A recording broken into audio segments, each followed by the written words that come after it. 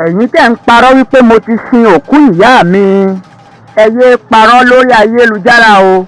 Olóyè Sunday Igboho ló fẹ́ tú kẹ̀kẹ́ ọ̀rọ̀ yìí. Gbajúmọ̀ ajá fún ìdásílẹ̀ orílẹ̀-èdè Yorùbá Olóyè Sunday Igboho ó ti ṣàlàyé pé òun ò tí ì rí àyè sin òkú ìyá òun o. Ìjọba orílẹ̀-èdè Nàìjíríà wọn ò jẹ́ kí òun ó wá sí ilé láti wá mójútó ìyá òun ni ìyá náà fi tẹrí gbà sọ.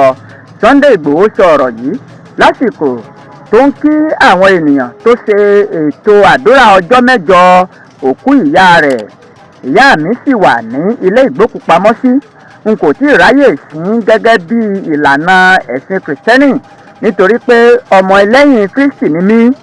Ní ọjọ́ sátidé ọjọ́ 22 oṣù keje ọdún 2023 ni ìyá Sunday Igboho jáde láyé tó juwọ́ sí ará ayé wípé òun ò bá àwọn ará ayé ṣe mọ́ o.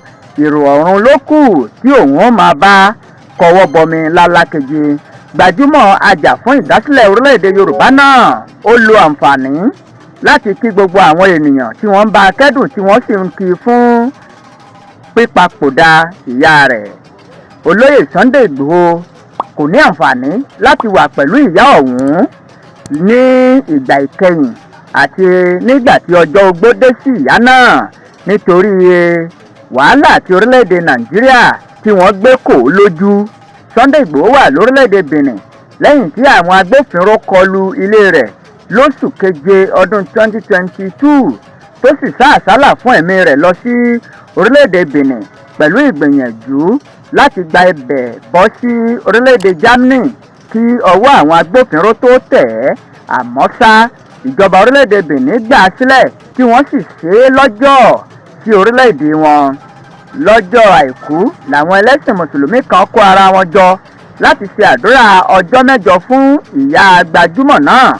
Nínú ọ̀rọ̀ rẹ̀ tó fi sí ojú òpó ayélujára, Olóyè Sunday Igboho ó dúpẹ́ lọ́wọ́ gbogbo àwọn ènìyàn, àwọn ẹni bí ẹni, àwọn ènìyàn bí ènìyàn fún ìfẹ́ tí wọ́n fi hàn sí i láti kẹ́dùn àti láti ṣe àdúrà fún ìyá rẹ̀.